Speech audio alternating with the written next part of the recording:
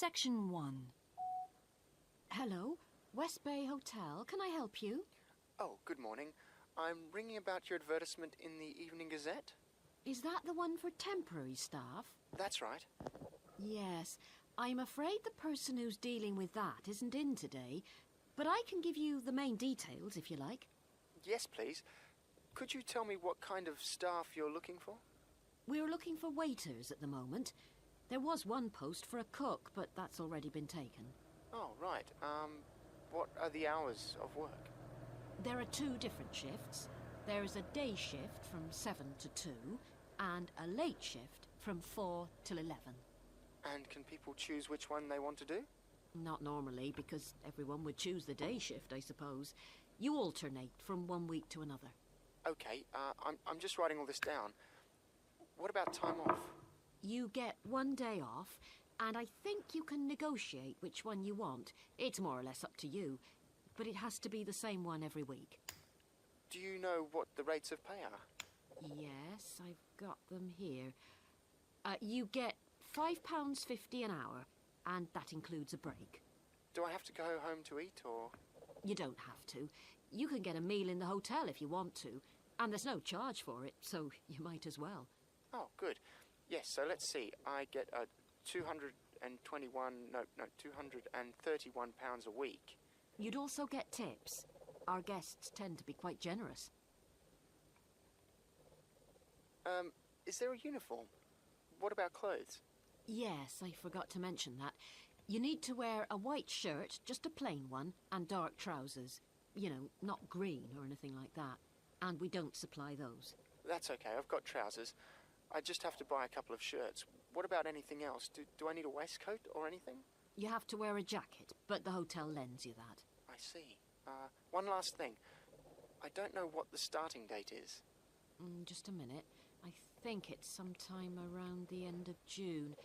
Yes, the 28th, in time for the summer. That's great. I'm available from the 10th. Oh, good. Well, if you can call again, you need to speak to the service manager. Her name's Jane Irwin. That's Urwin. And she'll probably arrange to meet you. Okay. And when's the best time to ring? Could you call tomorrow? She usually starts checking the rooms at midday, so before then if you can, so she'll have more time to chat. I'll just give you her number because she's got a direct line. Thanks. It's 832-009. 823-009. No, 832. Oh, okay. Yes, I'll do that. And by the way, she will ask you for a reference, so you might like to be thinking about that. You know, just someone who knows you and can vouch for you. Yes, no problem. Well, thanks very much for your help. You're welcome. Bye. Bye. Section 2. Good morning, and welcome again to your city today. With me today is Graham Campbell, a councillor from the City Council. He'll be telling us about the plan to improve the fast-growing suburb of Red Hill.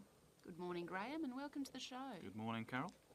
Now, Graham, I understand that there has been a lot of community consultation for the new plan.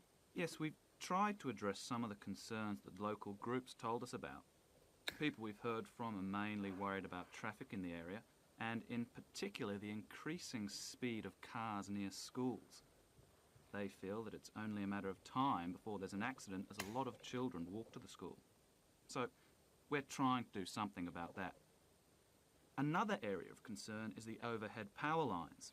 These are very old, and a lot of people we spoke to asked if something could be done about them. Well, I'm happy to report that the power company have agreed to move the power lines underground at a cost of $800,000. I think that will really improve the look of the area, as well as being safer. That's good to know. But will that mean an increase in rates for the local businesses in that area? Well, the power company have agreed to bear the cost of this themselves after a lot of discussion with the council. This is wonderful news, as the council now has some extra funds for us to put into other things like tree planting and artwork. Now, we've also put together a map, which we sent out to all the residents in the area. And on the map, we've marked the proposed changes. Firstly, we'll plant mature pine trees to provide shelter and shade just to the right of the supermarket in Days Road. In order to address the traffic problems, the pavements on the corner of Carberry and Thomas Street will be widened. This will help to reduce the speed of vehicles entering Thomas Street. We think it's very important to separate the local residential streets from the main road, so the roadway at the entrance to Thomas Street from Days Road will be painted red. This should mark it more clearly and act as a signal for traffic to slow down. One way of making sure that the pedestrians are safe is to increase signage at the intersections. A Keep Clear sign will be erected at the junction of Evelyn Street and Hill Street to enable traffic to exit at all times. Something we're planning to do to help control the flow of traffic in the area is to install traffic lights halfway down Hill Street where it crosses Days Road. Now, we haven't only thought about the cars and traffic, of course. There's also something for the children. We're going to get school children in the area to research a local story, the life of a local sports hero, perhaps. And an artist will incorporate that story into paintings on the wall of a building on the other side of Hill Street from the supermarket. And finally, we've agreed to build a new children's playground, which will be at the other end of Hill Street, close to the intersection with Carberry Street. Wonderful. Now, what's the next stage? Well, the final plan... Section 3. Hi, Jeannie. How's it going? Oh, hello, Dan. Pretty well, thanks. Have you managed to get the money for the course yet? Yes, that's all sorted out now, thanks. It took long enough, though. It was practically a year ago that I applied to my local council for a grant, and it took them 6 months to turn me down. That's really slow. And I thought I was eligible for government funding, but it seems I was mistaken. So then I asked the boss of the company I used to work for if they would sponsor me, and much to my surprise, he said they'd make a contribution. But what about college grants and scholarships? There must be some you could apply for. Yes, there are, but they're all so small that I decided to leave them until I was desperate. And in fact, I didn't need to apply. My parents had been saying that as I already had a job, I ought to support myself through college. But in the end, they took pity on me, so now I've just about got enough. That's good. So now I can put a bit of effort into meeting people. Haven't had time so far. Any suggestions? What about joining some college clubs? Oh, right. You joined several, didn't you? Yes. I'm in the drama club. It's our first performance next week, so we're rehearsing frantically. And I've got behind with my work. But it's worth it. I'm hoping to be in the spring production too. I've never liked acting. Are you doing anything else? I enjoyed singing when I was at school, so I joined a group when I came to college. I don't think the conductor stretches us enough, though, so I'll give up after the next concert. And I also joined the debating society. It's fun, but with all the rehearsing I'm doing, something has to go, and I'm afraid that's the one. Do you do any sports? Yes, I'm in one of the hockey teams. I'm not very good, but I'd really miss it if I stopped. I decided to try tennis when I came to college, and I'm finding it pretty tough going. I'm simply not fit enough. Nor me.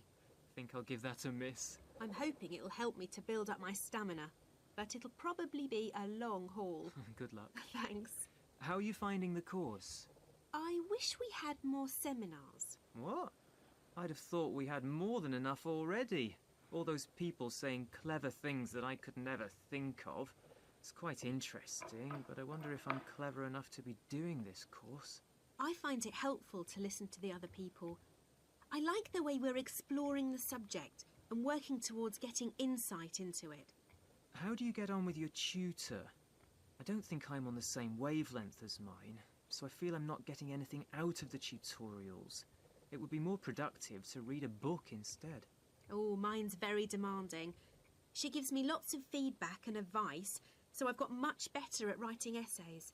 And she's helping me plan my revision for the end-of-year exams. Do tell me, I always struggle with revision.